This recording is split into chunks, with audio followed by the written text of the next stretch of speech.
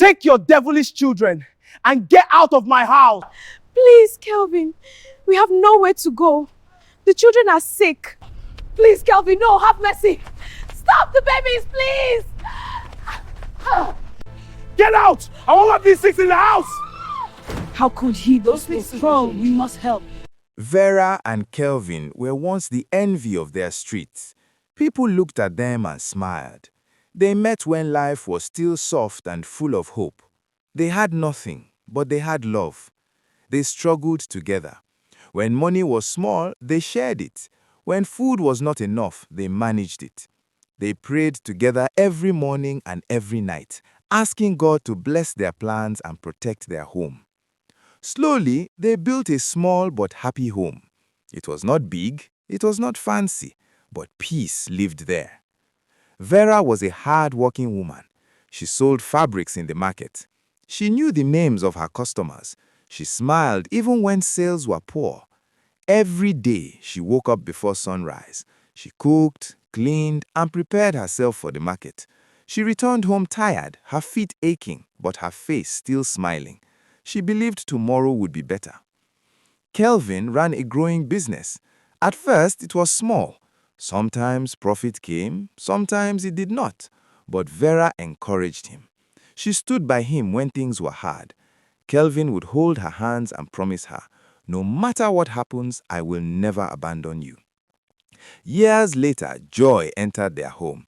Vera became pregnant. When she finally gave birth, it was twin boys. The news spread quickly. The whole compound celebrated. Women ululated with joy. Drums were beaten from one corner to another. Neighbors came with gifts. Elders prayed for the children, asking for long life and good destiny. Kelvin danced with pride. He lifted the babies high and smiled like a man whose prayers had been answered. Vera watched him, her heart full of happiness and gratitude. But joy does not always stay long. A few months after the naming ceremony, things began to change. The laughter in the house slowly reduced. Peace no longer slept well in their home. The twins started falling sick one after the other. At first, it was small fever. Then rashes appeared. Soon, painful boils covered their tiny bodies. Their skin became hot. They cried day and night, their voices weak and tired. Vera panicked. Fear entered her heart. She could not sleep again. She carried the babies on her back, pacing the room till morning. Sometimes, she cried quietly so they would not feel her tears. She rushed them to different clinics. One doctor said one thing, another doctor said something else. Drugs were prescribed, injections were given, but the sickness refused to go. Vera sold her fabrics to buy drugs. She borrowed money from neighbors. She skipped food so the children could eat. Her body grew thin, but she did not complain. A mother's heart pushed her forward. But Kelvin's heart changed. Each time he looked at the children, anger filled his eyes. His face hardened. His smile disappeared. He stopped touching them. He stopped carrying them. He stopped helping Vera. When the babies cried, he covered his ears. When Vera begged him for support, he became cold. One night, as the cries filled the room, Kelvin suddenly shouted, "These children irritate me." His voice was sharp like a knife. Vera burst into tears. "They are sick, Kelvin," she cried. "They need you. They are your children." Kelvin looked away. He said nothing. He picked his slippers and walked out of the room, leaving Vera alone with the crying twins. Kelvin completely stopped giving money for food. The kitchen became empty. Pots stayed cold. Sometimes, Vera cooked only once a day. Other times, she drank water and slept hungry. He also stopped paying hospital bills. When nurses asked for money, Vera begged them with tears. She held their hands and pleaded for help. Some days, she carried the twins back home without treatment. Whenever Vera complained or asked for help, Kelvin's anger rose. His words turned into blows. He beat her without pity. Slaps and kicks became normal in the house. One night, in front of the crying children, he shouted, Those demons you call children are not mine." The words pierced Vera's heart like a spear. She froze in shock. Her body trembled. Her heart shattered into pieces. She could not understand how the man who once loved her could say such words. While Vera ran from hospital to hospital, Kelvin ran from woman to woman. He stayed out late. He stopped coming home early. Some nights, he brought strange women into the house. They laughed loudly. They drank and played music. Kelvin sent Vera to the guest room like a stranger in her own home. Her fabric business slowly collapsed. Customers stopped coming. She had nothing left to sell. Debt followed her everywhere. Her body grew thin. Her cheeks sank. Her clothes hung loosely on her frame. Her eyes, once bright, lost their light. Yet, even in pain and shame, Vera refused to abandon her children. She carried them on her back. She cleaned their wounds. She whispered prayers into their ears. She promised them again and again that she would never leave them. One evening, Kelvin returned home late. This time he was not alone. A woman followed him inside the house. Vera looked up in confusion. Her heart skipped. Kelvin did not explain gently. He did not show shame. "This is my new wife, Sandra," he said coldly, like it meant nothing. Sandra stood beside him, looking around the house with pride. Then Kelvin pointed at the door with his finger. His voice was hard and sharp. "Take your devilish children and get out of my house." Vera's strength left her body. She fell to the ground. Tears rushed from her eyes. Her voice broke as she cried. "Please, Kelvin," she begged. "We have nowhere to go. The children are sick." Kelvin showed no mercy. He grabbed her roughly. He dragged her across the floor. Her wrapper slipped. Her knees hit the ground. He pushed her outside. He carried the sick twins and threw them out like unwanted things. He shut the door loudly. Neighbors gathered. People whispered. Some cried. Even Kelvin's family members begged him to stop. They reminded him of his vows. They reminded him of the twins. Kelvin refused to listen. He locked the door and turned his back. That night, rain fell heavily. The sky opened. Cold drops beat the ground. Vera found a broken place with a leaking roof. She held her children close to her chest. Rainwater dripped on them. The babies cried weakly. Vera cried silently. Her tears mixed with the rain as she whispered prayers into the dark. Life became cruel to Vera. What she never imagined became her reality. She became a single mother with 2 sick children. No help came. No husband stood by her. No home waited for her at night. She moved from place to place, begging for a corner to sleep. Sometimes she slept under sheds, sometimes in unfinished buildings, sometimes beside shops after they closed. To survive, she walked with her whole body. She carried heavy loads in the market. She helped traders move bags of rice and beans. She washed plates in food joints from morning till night. She did rough jobs meant for men. Her hands cracked and bled. Her fingers swelled. Her feet bled from walking barefoot on hot ground. Her back ached constantly. But she never complained. Every evening, she returned to her children, tired and broken. She cleaned them. She fed them what little she could find. She held them close. Every night she whispered to them softly, "Don't worry, Mama is here." Many nights they slept hungry. Their stomachs rumbled in the dark. Vera pretended to sleep so they would not see her cry. Many days she cried alone. She cried behind buildings. She cried in toilets. She cried where no one could hear her. Yet, even in her pain, she refused to give up. She held on to hope even when it was weak. But fate was watching. One hot afternoon, under the burning sun, Vera was in the market carrying heavy goods on her head. Sweat poured down her face. Her back ached. Her steps were slow. Suddenly, a loud voice called her name. "Vera, is that you?" She stopped and turned. A woman stood staring at her in shock. It was an old friend she had not seen for many years. The woman rushed toward her.